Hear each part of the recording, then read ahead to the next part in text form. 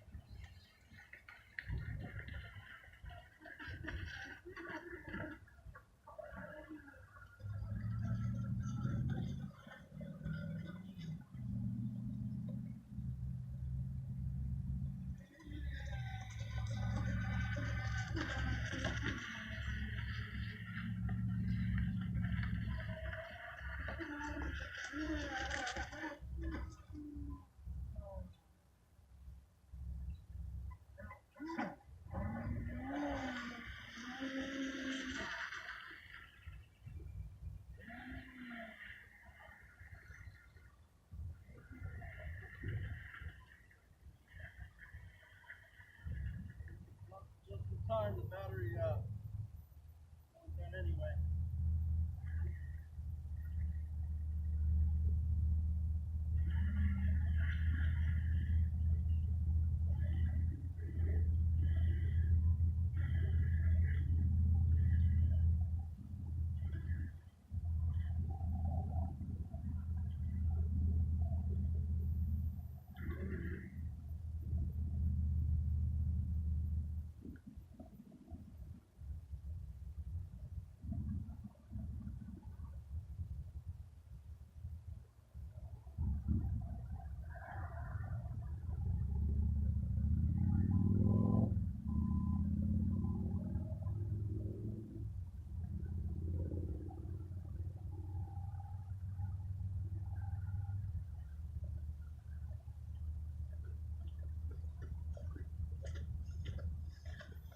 All right, pretty good run.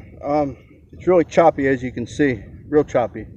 And believe it or not, if you noticed, every now and then I'd give it a little, not quite full throttle, but you can see where I kind of boosted a little bit.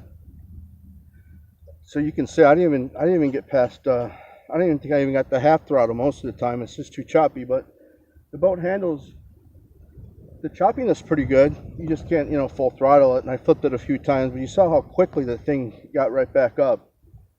And since I taped the hatch, no water in it. At least I don't feel any water in it. I'll check, maybe a little bit.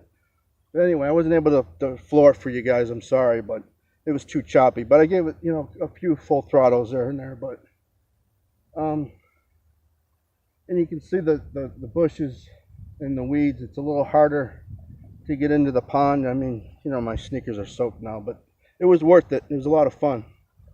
So next time when it's nice and calm, I'll try and make it a little easier to get out here, because as you can see, it is a pretty secluded pond. You know, it's nice.